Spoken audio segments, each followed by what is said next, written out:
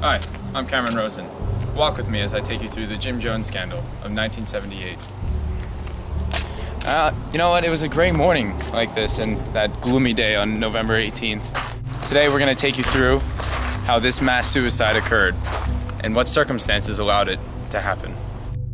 Jim Jones was the leader of the People's Temple, a denomination of Christianity founded by himself in the 1950s that preached equality through socialism. Jim Jones was able to manipulate people and make people believe what he was saying just based off his charisma and his overall personality. It started at a young age, kind of when he was in high school. There are accounts of even his girlfriend saying that the things he said, people just wanted to listen, people wanted to hear what he had to say. Very charismatic, very outgoing, very personable. He was a guy that people listened to, and I think that's how he was able to control such a large population of people. It is man's nature to look for answers. Jim Jones was a man who was able to provide those answers to people with weak minds. His followers, or not only the amount of people who followed him, but all of his followers were willing to give up their homes in San Francisco, their wages, and eventually their lives for this one man. In 1974, after receiving much criticism in California, Jim Jones and the People's Temple, comprised of over 1,000 devoted followers, migrated to Guyana, South America, where they could establish their socialist utopian society. Jones really wanted this sense of equality within his organization, within his church he was creating, and every time they came he would preach it, and that was what they wanted. They wanted to hear this equality. They wanted to be equal in everyone's eyes because they didn't get that in America. They didn't get that outside of his church, and that was so appealing to them. And to them, if they followed Jones, they would finally get that. And Guyana was the perfect foundation for Jim Jones and his followers to create the utopia they'd always desired. Jim Jones really rose at the perfect time. It never ceases to amaze me how perfect circumstances were that led to this event. The Jonestown scandal definitely revealed a plethora of aspects about the state of the United States at the time. First of all, the death of MLK and the Civil Rights Movement about a decade prior, 1968, caused a lot of controversy. People were looking for a leader who embodied the qualities that they were looking for in terms of social acceptance, and it was very easy to follow a guy like Jim Jones who was very personable and was able to manipulate people in terms of the way he spoke to them and the envisions of what he had going on him for the future, as far as the utopian society he planned in Guyana, and as far as his plans for Jonestown. Society needed change. People wanted equality, and Jim Jones preached that in his utopia in Jonestown. Perhaps the most interesting point of view, Leo Ryan, a U.S. congressman commissioned to investigate the wrongdoings of Jonestown, was the first person to experience the utopia from the outside. Originally simply going to investigate the incessant fear of the people at Jonestown and the claims of murder, rape, violence, and abuse. Later left with a mission to rescue the people of Jonestown.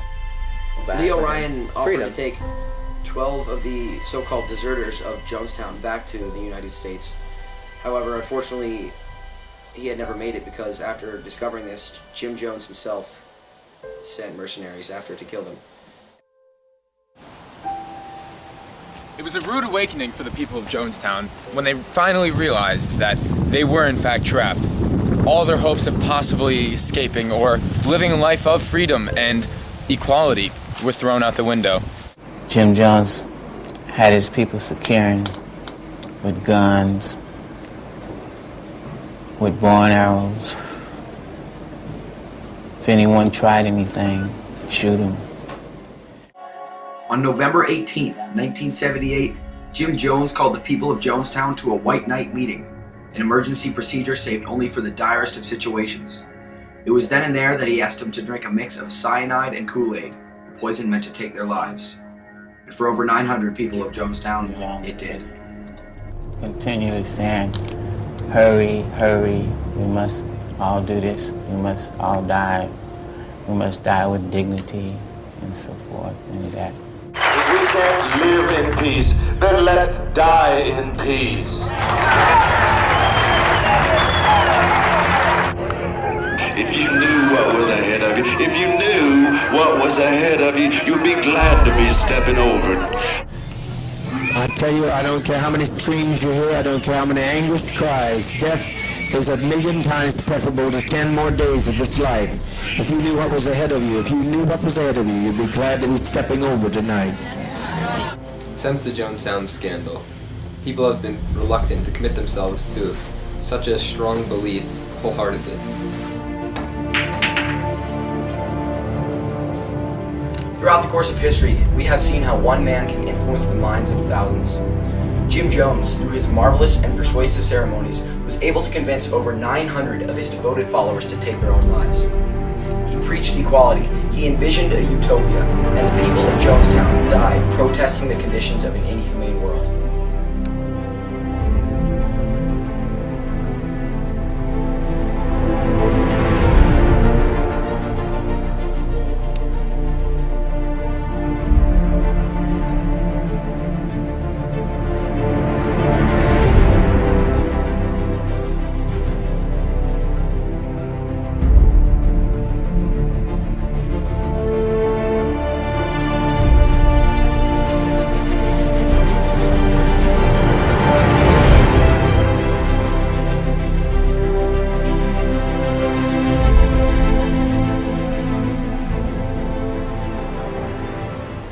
Hey, we're good. All We're right. good, dude. We're good. We're good? We're done? We're good. Yeah. Alright, thank you very much. That was Thank awesome. you. Dude. That was awesome. You're Dude. awesome. Yeah, thank you. It's been real. Yeah. Pleasure working with you guys. All right, dude. All right, that's a wrap. That's a wrap. Bowling!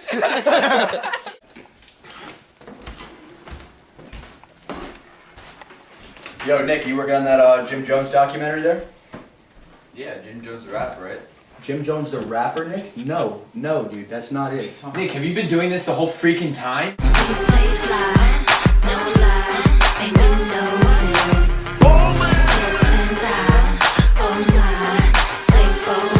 Slow down. Here tonight could be going to one chance. So I speed through life like it's no tomorrow. Speeding. 100 G's worth of ice on the oil. I'm flossing. And we in that street life till they call along.